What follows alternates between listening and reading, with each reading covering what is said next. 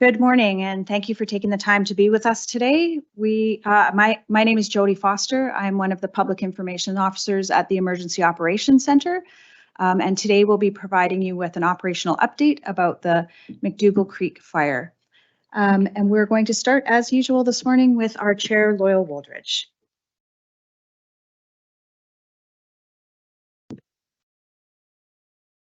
Thank you, Jodie. Good morning, everybody. Before we begin today, I would like to take the time to acknowledge that we're speaking to you today on the traditional, ancestral, unceded territory of the Syilx Okanagan people who have resided here since time immemorial. As mentioned, my name is Loyal Wooldridge, and I'm the chairperson of the Regional District of the Central Okanagan, and the Regional Emergency Program is a function of our organization. I'm joined today by my colleagues, West Kelowna Mayor Gord Milsom, as well as online we have Lake Country Mayor Blair Ireland, who will be speaking today. This is our 8th press conference for the wildfires in Central Okanagan. Moving forward, our press conferences will look different as we shift from Emergency Operations Center response to recovery efforts. And I'll note that WFN and member municipalities will be taking the lead on communications as each respective community enters the recovery mode. The RDCO will continue to provide updates on recovery for Electoral Area West. Yesterday, myself and local leader colleagues met with Prime Minister Justin Trudeau to discuss wildfire situations in our region. We shared stories of our community's resiliency and emphasized the need for sustained funding to rebuild and mitigate events like this into the future. It's incredible to think about how much we've overcome as a community in such a short time. Although the firefight on the McDougall Creek wildfire remains active, the progress made has allowed our EOC team to put a significant focus on re-entry and recovery. When I spoke to you this time last week, we were fighting 3 out-of-control fires, and we had 10,700 properties on evacuation order. This week, we have 2 wildfires that are now being held and 1 that remains out of control. We now have 3,400 properties on order, and just in the last 24 hours, the EOC has downgraded orders in alerts in West Kelowna, Lake Country, and on West Bank First Nation lands, which has allowed over 900 properties to return home safely. This is incredible work. It's very easy to start getting orders in place and remove people, but the work comes at getting people back in communities. While I'm sure that so many are thrilled to have slept in their own beds the past few nights and returned to the neighborhoods impacted by the wildfire, I know this can be overwhelming, and I encourage you to read through our Return to Home information booklet found at cordemergency.ca. The booklet provides information and resources you need to ensure you return home safely. Although the rescindments were positive news for many, some serve as a stark reminder for those in communities still on evacuation order or don't have a home to return home to. We know in areas largely impacted that orders will be in place for quite some time, and we will continue to be there for you and share information as it's available. For those of you still on order, please know your safety continues to be our #1 priority. Crews are working around the clock to restore neighborhoods before you return. And please follow along on cordemergency.ca for the latest updates regarding your neighborhoods. And for those of you who lost your home, we're here to support you over the coming days, weeks, and months to come. And we offer our most sincere condolences to your families. Thank you for completing your property notification process form. This gives us the information needed so that the municipalities and regional districts and First Nation can be in touch to get information on the next steps. I'd also like to extend my gratitude to our emergency operation team, many of whom are members of the regional district as well as member municipalities and First Nations, and have continued to work around the clock to ensure that this event is under control. Despite the challenging days ahead, I know that we will get through this as a united regional community. United as a region, we will recover, rebuild, and restore. Thank you.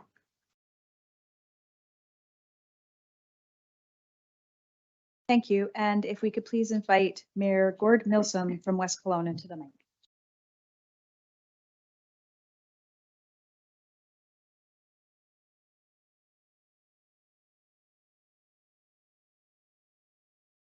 Good morning, everyone. Yeah, the past few days have been very difficult and traumatic times for our community.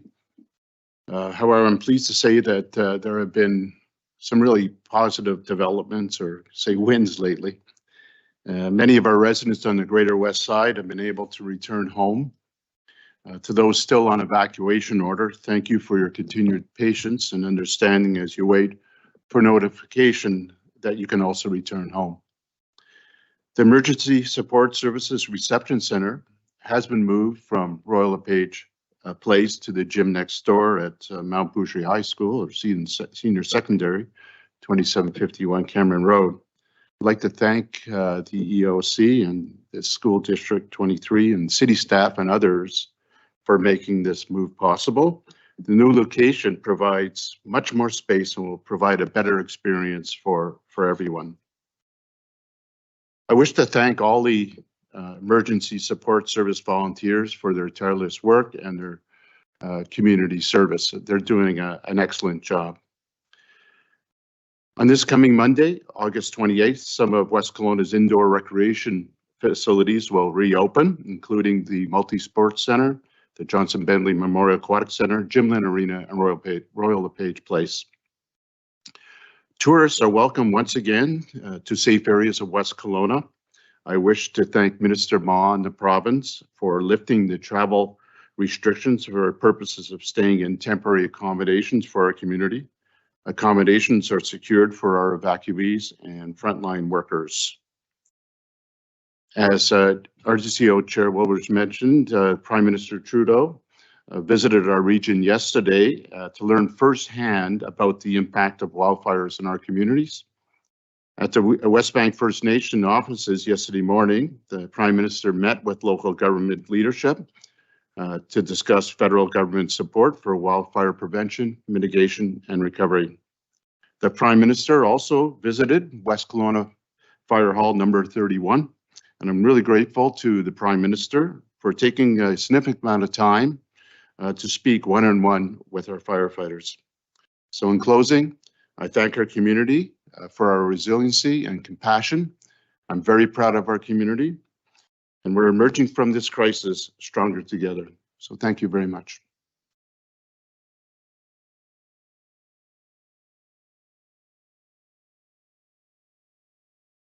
Thank you, Mayor Milsom. We also have online the Mayor of the District of Lake Country, Blair Ireland. Mayor Ireland, would you like to say a few words? Yeah, thank you very much. I have great news for our community this morning. Thanks to the work of all the responders on the ground, our Lake Country Fire Chief, and all those members there, we are planning to downgrade all properties in Lake Country this afternoon from order to alert. Please wait until it's officially announced on courtemergency.ca. There's lots of cleanup going on out there. There's still danger trees. People must remember the fire is being held. The fire is not out. Alerts are going to remain in place over the weekend. Be vigilant. Don't go into the burnt areas. I know there's a there's a want to have a look around the neighborhood and see what's going on, but please don't go into those burnt areas.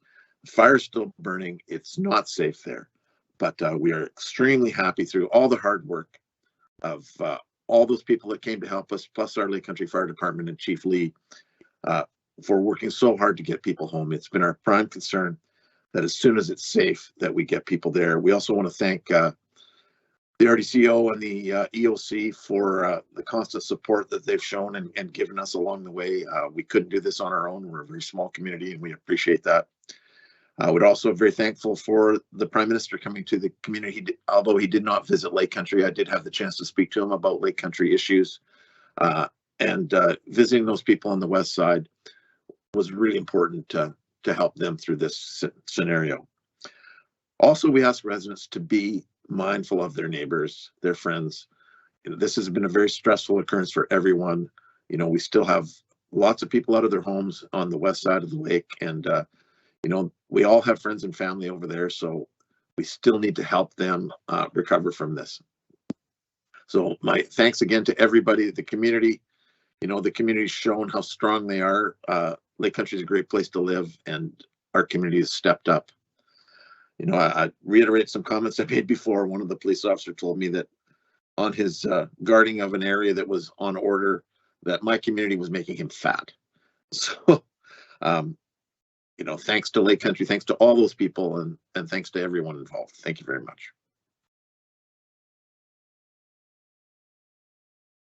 Thank you very much, Mayor Ireland.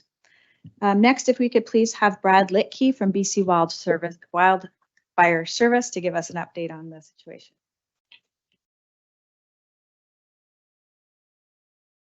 Thank you and good morning.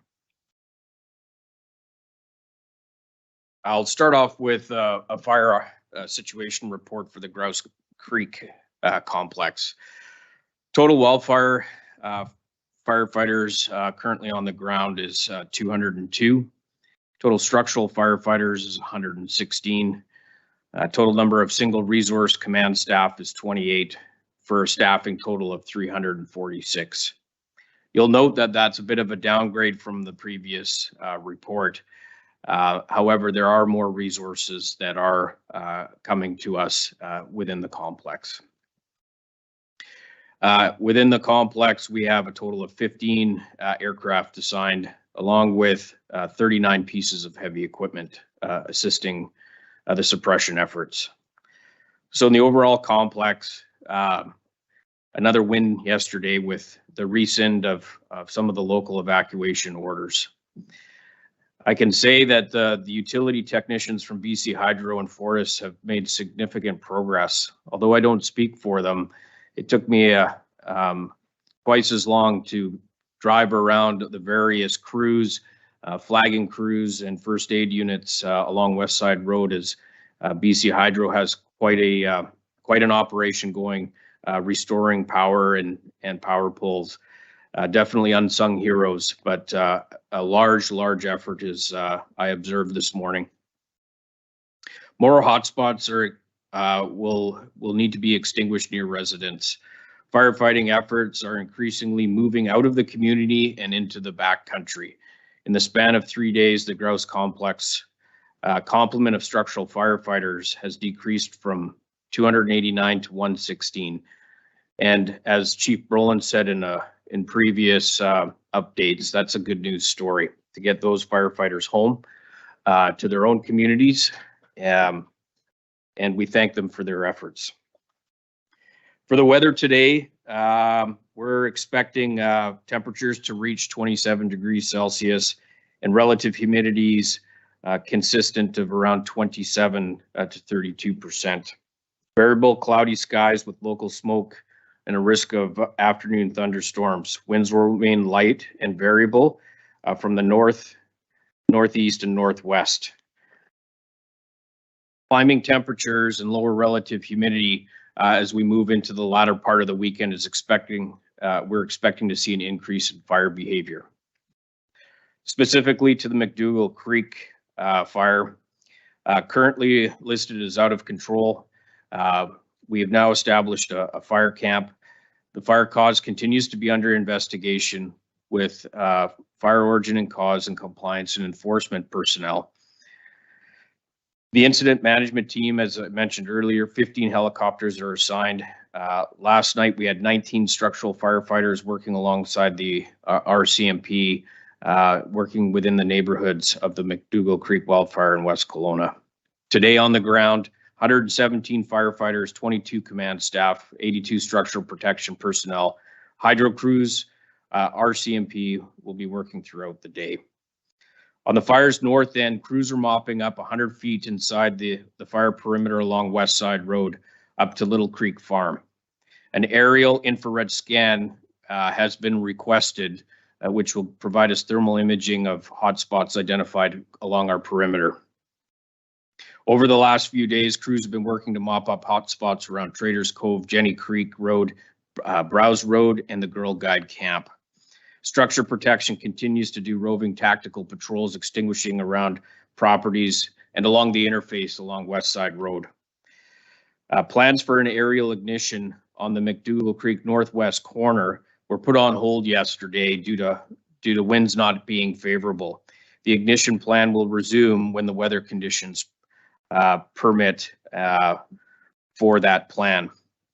And I wanted to mention that some of these ignition plans are necessary along the north side of McDougall Creek to secure the guards, to which will eventually allow us to make recommendations to modify some of the evac orders.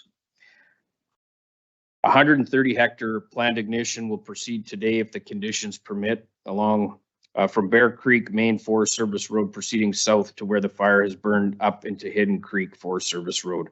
A small 2 hectare hand ignition is expected to take place in the northwest corner of the fire as well today. Crews are also working up the Cinnabar Creek drainage, extinguishing hot spots up to 100 feet into the fire perimeter. Yesterday on the south end of the fire, heavy equipment completed machine guard to the Deep Creek drainage, and BC wildfire crews and structure protection personnel successfully conducted a small scale hand ignition on the south flank of the fire in the Shannon Heights and Paramount Road area, as well as a 16 hectare hand ignition in pockets of green fuel along the fire perimeter further away from the community. Today, if site and weather conditions are favorable, crews will be conducting additional planned ignitions along the southwest corner of the fire perimeter above Smith Creek, working north towards Powers Creek drainage. This work will be supported by aerial and ground resources. Structure personnel will also be demobilizing gear from areas where it's no longer needed, and continue the roaming tactical patrols to extinguish the hot spots in the interface area.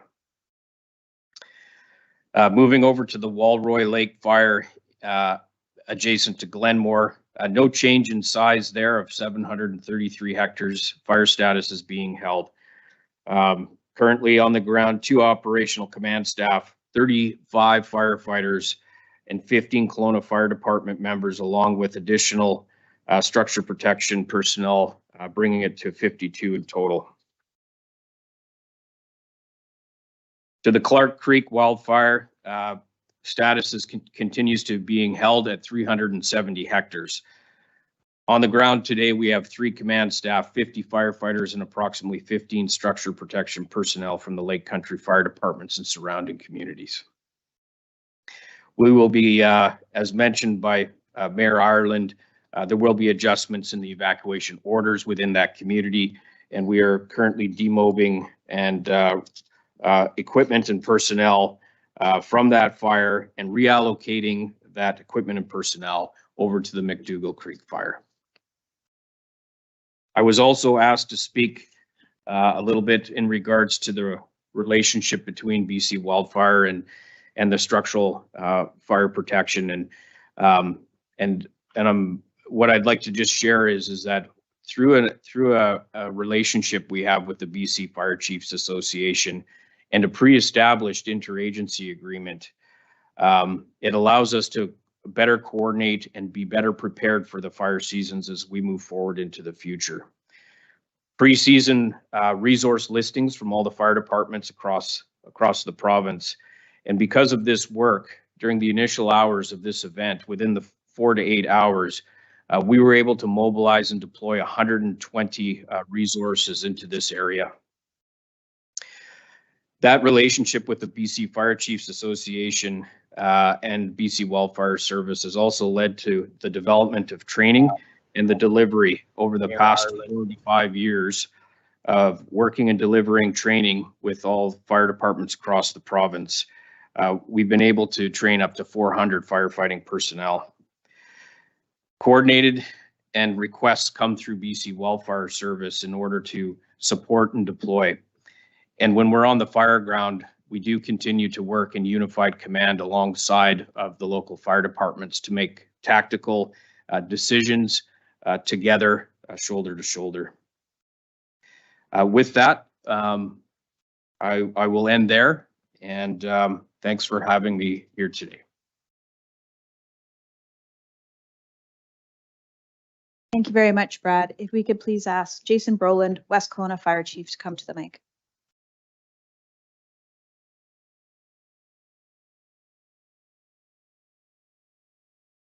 Hi, good morning, everybody. This is operational period number 20 for us on the ground today. I'll be speaking directly in relation to the city of West Kelowna and West Bank First Nation, which are my areas of jurisdiction. Today is starting to become all about emotions.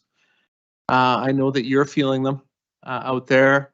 My people and even myself are also feeling the same ones. You know, we are gutted by the losses as we continue to see them. In many cases, my people share the same joy in returning to their homes that you do in the last 24 hours. But also some of us, I'll continue to share with you the frustration in waiting. And I hope that I'll be able to share more with you today on that. Things are going well. Things are going very well. I think we are all starting to breathe a bit of a collective sigh, although very cautiously. We're 9 days in, that's it. And look where we are. We have faced a wildfire of historical proportions. Our community in many cases has been devastated, but just 9 days in, we're well into reentry and recovery. I'm cautious though, because this could change quickly. We know the temperatures are going to warm up this weekend. We're not letting our guard down. I'll say it once again. I told you very early in this incident that the moment we put people out of their homes, we start thinking about how do we get them back. I said we had a plan. It is now our #1 priority. My day ends every day well after dark, meeting with Brad and his team talking about getting you home. And you know, my day starts at sunrise at the RCMP detachment, working with them to start executing on those plans. So I share that with you so that you know how seriously this is. Getting you home is being taken. So I said we had a plan. I said we were going to do it. Yesterday, around 900 of you went home. Almost all of you to find that your homes were standing and that the fire was fought and stopped in your backyard. We are going to continue to make that slow, steady, incremental return home. And I know you're desperate for specifics and timelines. I'm going to try and give you some more specifics, although I can't commit to any timelines. So for the neighborhoods of Smith Creek, Talus Ridge, Shannon Woods, and Bartley, some of you will likely be returning this afternoon, although not all of you. I'm happy to report, as Brad did, that in many of these neighborhoods, the sprinkler protection that was on the ground protecting your homes is now being picked up. I know you know this because you're watching it through your webcams. That's a positive sign, and it's one of the steps we need to do to get you home. There's still some risk. There is a lot of fire burning behind the community, but it's being worked on well.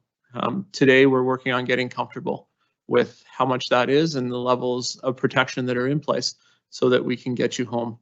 In these neighborhoods, we'll see a continued incremental return based on the fire behavior and based on the weather. So the second neighborhoods that I want to speak to are on the opposite end of the community, and it's a very different story there. West Kelowna Estates, the portion that hasn't returned, as well as West Side Road. These are the neighborhoods where the fire was most devastating. Where almost all of the losses in our jurisdiction were sustained. Safety is our #1 priority here. Safety of all of the people working on the ground, as well as safety of you coming home. We are working hard at ongoing identification and assessment that needs to be completed in this neighborhood. We need to go house by house, street by street, and look at who can safely go home and who can't. We're working on isolating homes that have burned and ensuring that access routes are in place. In these neighborhoods, for some of you, it could be a longer wait. So just a couple of things that I want to highlight, a couple of groups. Obviously, Brad has already spoken to our relationship and how structural fire departments and the BC Wildfire Service work together. I want to continue to ensure that the Wildfire Service gets the credit that they're due. The men and women of that service have come and saved our community alongside my people. We wouldn't be where we were without the help from the people in the red shirts, the boots on the ground, the contractors that are working for them, the logistics behind an operation of that size, you know, like 500 people or more, the incident management team that's in place, the pilots that are flying day to day, and all of these people literally coming back after, you know, 14 hours of work, blackened and dirty, camping. And they do it because they love it, and they do it for the same reason that I do. So, Brad, we're so grateful. You know, you and I were colleagues before, and now I consider you a friend, and thank you for everything. I also want to highlight the people that keep us going, the volunteers from the Salvation Army Disaster Services. These are the people who have ensured that we've had literally 6 meals a day, plus as many snacks as we could fit in our pockets. We have not wanted for anything in terms of food or water or drinks. You know, somebody said chocolate milk would be nice, and within a few hours it was there. And that's just happened over and over again. So I want to thank that group who has kept us fed and moving. I'm grateful to the Prime Minister for the time he spent with us yesterday. He was very generous with his time, meeting the firefighters, getting to know each of us personally, and really sharing with us the sentiments of the country, but taking back through his own eyes what we experienced. So things are really, like I say, going well. They're continuing to go in the right direction. West Kelowna Fire Rescue, myself and my men and women continue to stand there with you. We're hard at work, and we're in this together. You know, this incident will continue to transition. It's not the necessarily the difficult work of firefighting anymore for my fire department. It's, you know, we're starting to process all of the things that have happened to us, and get back to a more normal operation on the ground when it comes to the department. My focus now remains doing what I can to make sure that we get as many of you home, and we support those who lost their homes. But my focus is also going to shift to taking care of my team now. We've experienced a lot in the past 9 days, and you know, I had a great time with the men and women this morning, just sharing stories and hearing about their experiences. So we're going to continue to focus on that in the coming days. Thank you.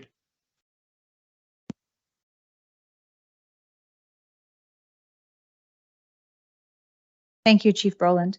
And now if we could please have Chief Paul Zydowicz from Wilson's Landing Fire Department.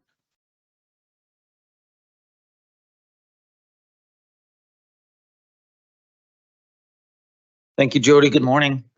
Today I'll be providing the update for the electoral area west along West Side Road from Traders Cove in the south to Killiney Beach at the north end.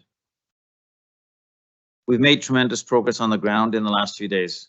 BC Wildfire, Northwest Side Fire, and Wilson's Landing crews have been patrolling all neighborhoods, identifying and eliminating danger trees, locating and extinguishing hotspots and smokers, and supporting BC Wildfire. Sprinkler protection is slowly being demobilized from the south as the fire danger decreases due to the hard work that's being done on the ground. We currently have 1 task force with 5 apparatus patrolling and extinguishing flare-ups, and BC Wildfire crews doing mop-up. We know that residents want to return home, and we're working hard with Ministry of Transport and BC Hydro and other utilities to make sure that happens in a safe manner. For the severely burned areas, this will take a little bit more time.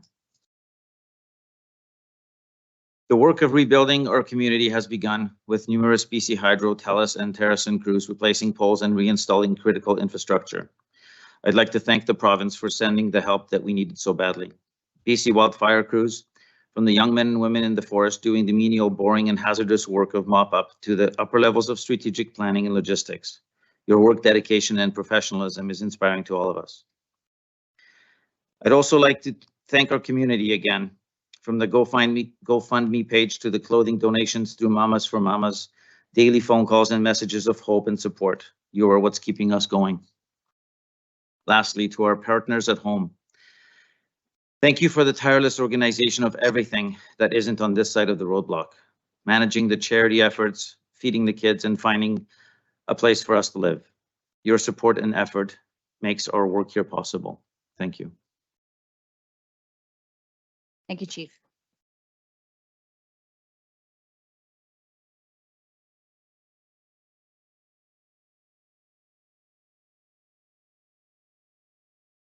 I'm just going to take 1 minute to wrap up a couple of things that came from the Emergency Operations Center this morning. First of all, just wanting to say that while we are transitioning into recovery somewhat, it's going at different paces in different communities, depending on the severity of the fires within those communities.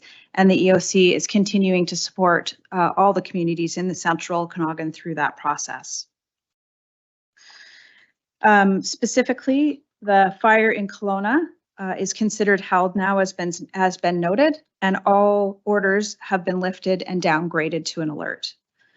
They have asked us to mention that if you do see a hot spot, and I think this is actually in all of the communities, and it's been talked about today, there's some planned activity where you'll see additional smoke. And Chief Brolund's gone through this before around recognizing that there may be some smoke within neighborhoods that are cordoned off and in the active areas, and that's okay. But if you see something extraordinary, to make sure you do still call 911. Fire crews in Kelowna are still actively working on hot spots and danger trees in the areas where there was significant burns, and they'll advise residents if conditions change and keep them updated with information. But they're asking still to make sure that everybody is visiting Court Emergency for the most up-to-date information. West Bank First Nation also has the information they need now and is working with their communities to inform them of losses.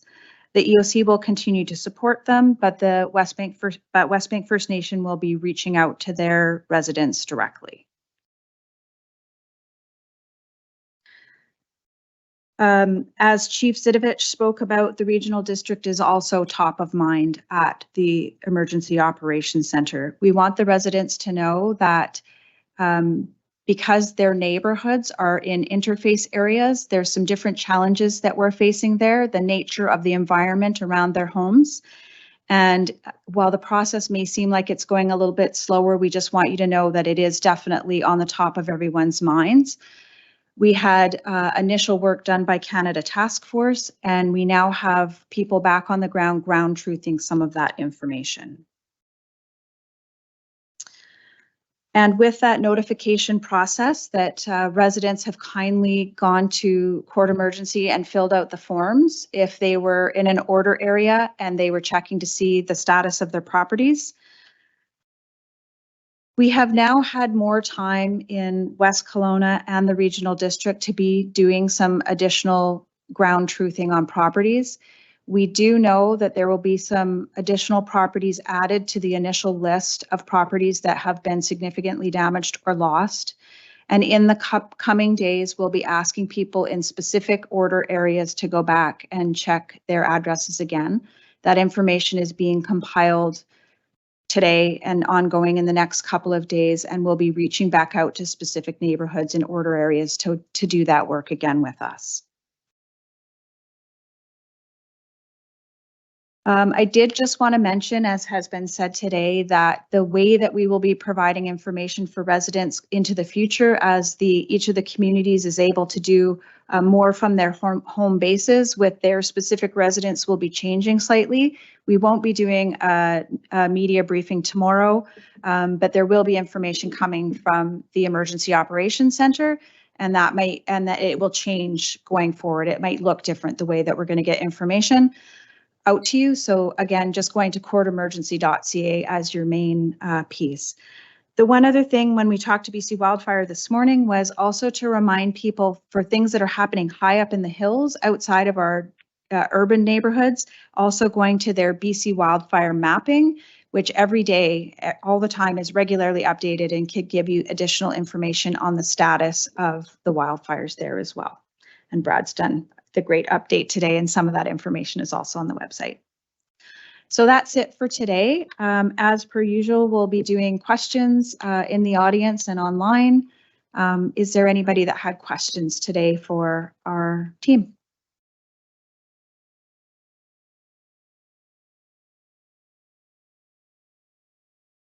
We do have a question on the line. Camille, you can unmute your microphone and ask your question.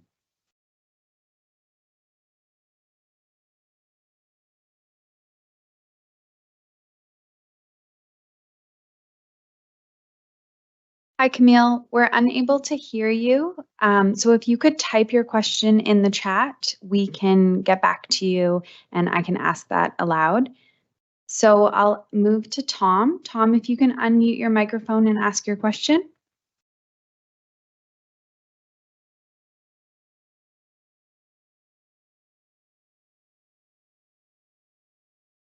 I'm going to leave Haley to deal with that for a minute. And I have just made a major gaffe this morning. This is also my many days in the field. I miss Jason Bedell, who's our Emergency Support Services Supervisor. So while we're working with our people online for questions, my apologies sincerely. If we could just have Jason Bedell come and give a quick update on Emergency Support Services.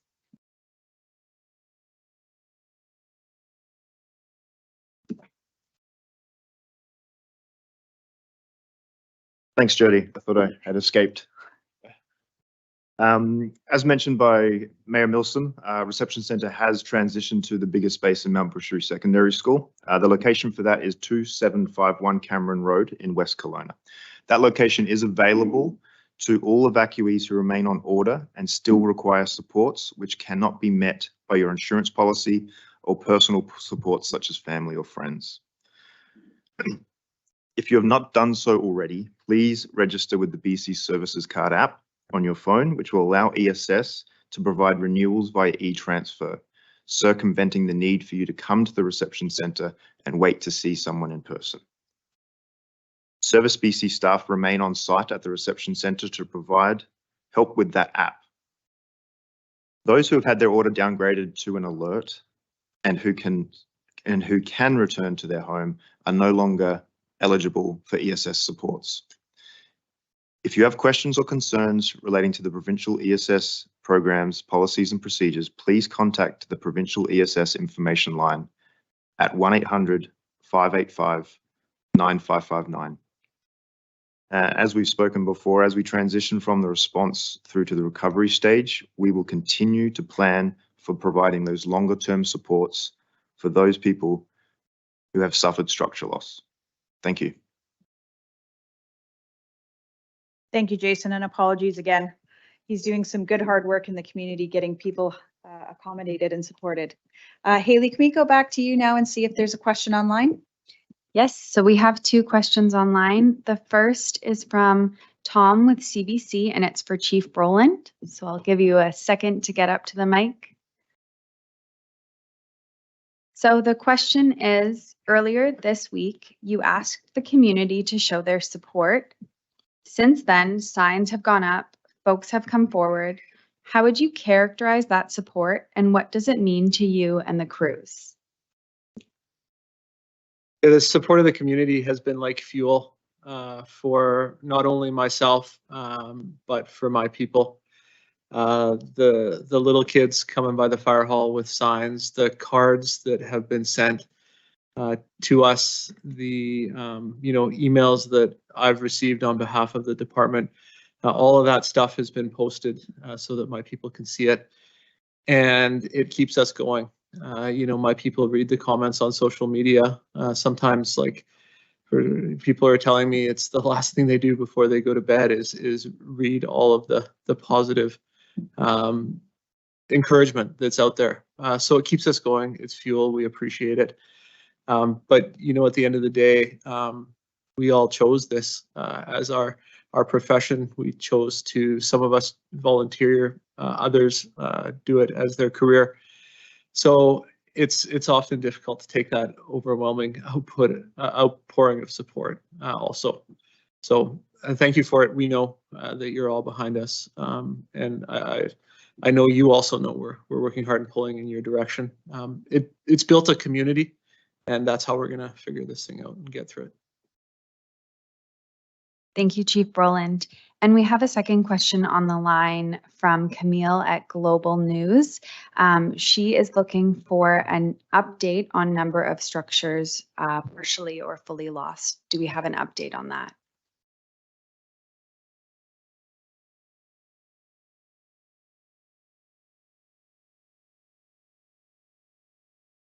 Camille, there is no update right now. We have the numbers that we've been using for the last several days, knowing that within the next couple of days, they probably will go up, but it is 90 properties within Electoral Area West, 84 properties within West Kelowna and West Bank First Nation, with an additional 4 properties in the city of Kelowna and 3 in Lake Country. And again, those are ones that we know will be updating specifically on the west side in the next couple of days. And we do have one follow-up question on the line, and this is for our elected officials. Looking to know how officials feel about Trudeau's visit yesterday and no firm promises on financial support and compensation.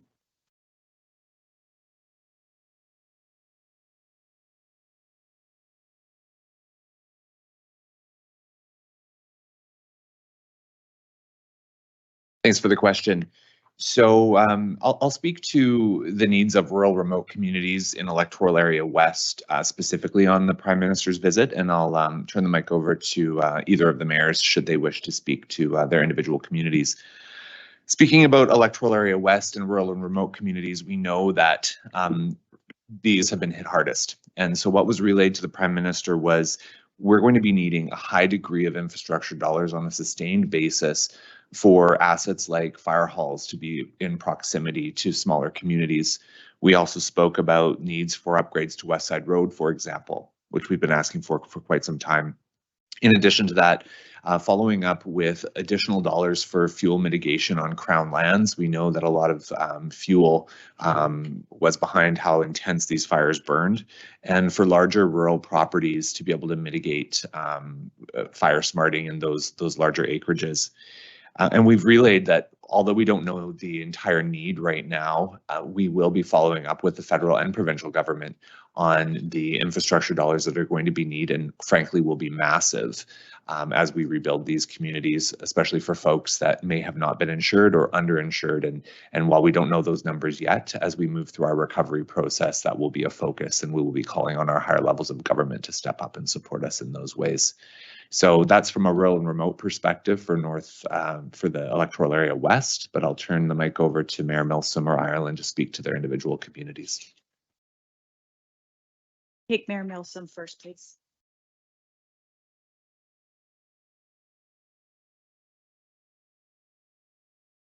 I spoke about West Kelowna's priority for predictable long-term funding for wildfire management programs and for Fire Smart. In 2022, we received funding from the province in the amount of $200,000 for wildfire protection programs, including Fire Smart. And that pales in comparison to the costs of suppressing this wildfire. So I asked for support from the federal government in regards to that. And, you know, I believe there was no specifics discussed at the time, but I believe that the Prime Minister was receptive to the various points that were brought up by all the local leadership. Thank you. Mayor Ireland, did you have additional comments? Yes, thank you, Jodie. Look, I think it's important that the Prime Minister came and visited the Okanagan during this time. You know, it helps lots of people. Certainly nice to hear that his concern. And I think all of us have said the same thing. You know, we're reiterating the need for that constant, steady infrastructure funding. You know, it's about the funding for fire that we need, but it's also about the funding going forward for all those fire mitigation efforts. And, you know, Mayor Milsom talked about the fire mitigation that we've been receiving from the province for wildfire land, but we also need people who have private land to have fire mitigation, because our community is under threat from all that fire burned on private land. So it's really important that that sort of thing happens. Most of the mitigation efforts have been in Crown land. The Prime Minister listened to that and then understood that. And, you know, it's not just, you know, we're going to, all the other things that we need constant, steady infrastructure so that we can upgrade our roads so that it's easier for people to access and move out of these communities when these things happen. We need upgrade for water facilities so we have more water when these kind of things happen. We've used an incredible amount of water to fight this fire, and you know, we're in good shape, but we need to improve those things. And without senior government coming to the table, we're not going to be able to do that. So we really need them. I'm pretty sure that he heard that message. He certainly responded to us. You know, to have actual dollar commitments, I mean, we've got to step back and start adding things up. There's a lot of work to be done yet. So I don't think that needed to come at this minute. We just needed the commitment for the help. And we'll send them the bills later. Thank you, Mayor Ireland. Thank you. And we're going to take our last question from the line. It's Penny from CTV News, and I'm just going to read it out. Oh, I see Penny, you've unmuted. Do you want to see if your mic is working? Yeah, hi. I hope you're picking up on this question. I see a nod, so I'm just going to go ahead with it. It was referenced a couple of times just towards the beginning of this event. If you could just give us some more insight. I know that we're transitioning from firefighting efforts now to restoring services. Could you just give us some insight for the people returning home, the kind of crews that they're going to see on scene, you know, kind of staying away from hydro folks or terracin? Is the water coming out of their taps drinkable? What can you tell us about the restoration of services and kind of getting back to normal on the ground right now?